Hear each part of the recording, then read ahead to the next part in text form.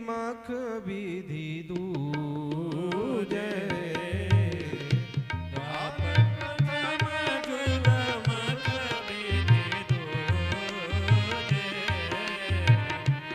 द्वापर परी तो सत प्रभु पूजे द्वापर परी तो सत प्रभु पूजे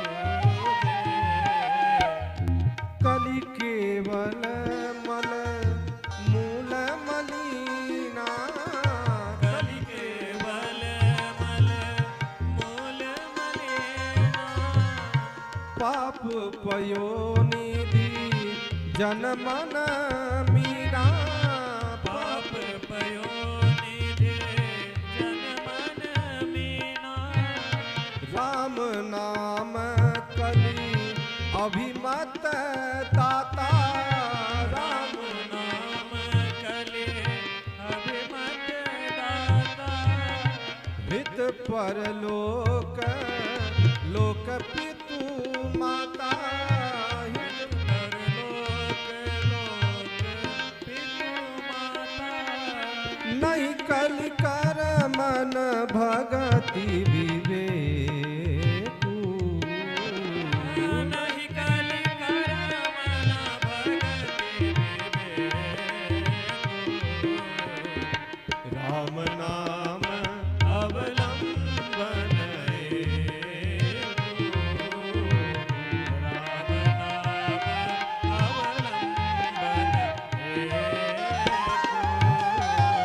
आप देखिए क्या कह रहे हैं।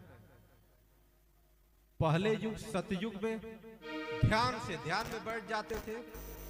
वहां हिरण्यकश्यप तपस्या करने बैठ गया, खड़ा हो गया ध्यान से, और इतना तपस्या किया कि ब्रह्मा जी जब प्रसन्न हुए थे तो दिखाई नहीं दे रहा था।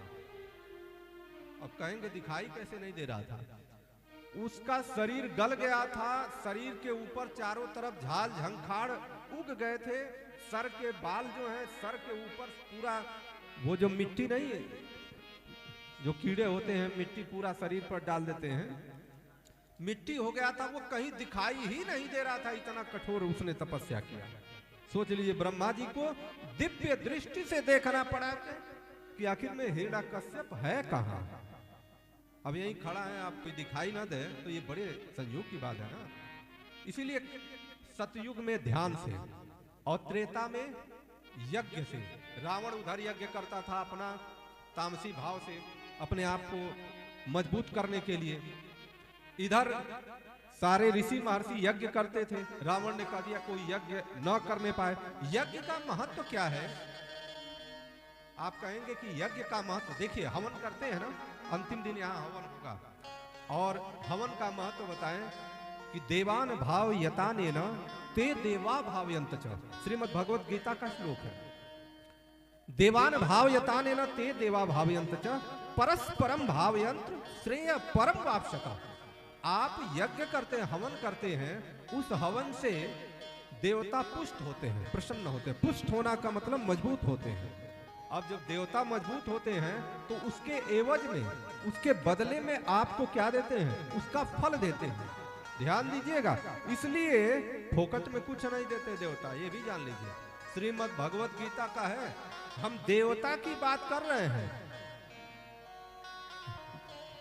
ईश्वर की बात नहीं कर रहे हैं, देवता की बात कर रहे हैं। आप देवताओं को आहुति देंगे, देवता मजबूत होंगे। परस्परम भावयंत्र श्रेय, वो परस्पर लेन देन की प्रक्रिया है।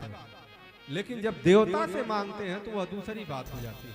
दोनों में अंतर है। ये श्रीमद् भगवत गीता और भागवत पुराण पढ़ने पर ये पूरी बात स्पष्ट होती है। तो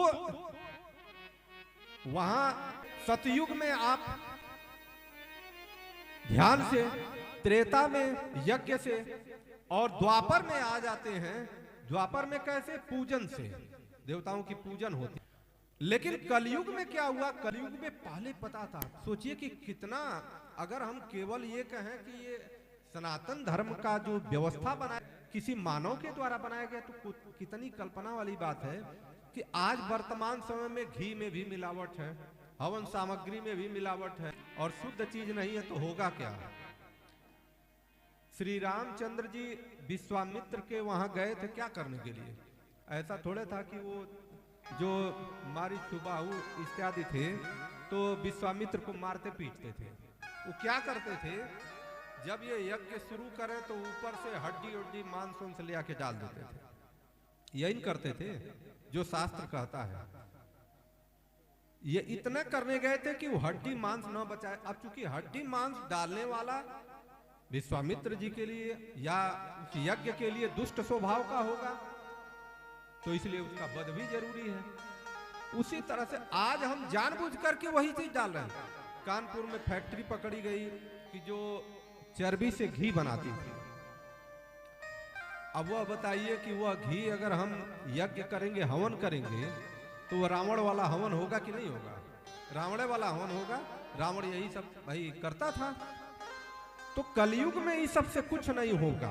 अगर आपके पास शुद्ध सामान है तो आप ये कर सकते हैं, लेकिन अगर आप सामान शुद्ध नहीं है, आपके पास कुछ नहीं है, कुछ भी नहीं है, तो आप केवल क्या करें? राम नाम का जाप करें। केवल राम नाम ही आपको तार देगा। राम नाम से ही आपकी सदगति हो जाएगी, कृष्ण नाम से सदगति हो जाएगी। जो भी आपको पसंद हो। मतलब कुछ लोगों के होते हैं ना कि भाई देवी जी को मैं पूजा करता हूँ, देवी जी का नाम का अंदर से जाप करिए। नाम जप का महिमा है अपने आप में, और कलयुग में उसी से आपका तरण तारण होगा।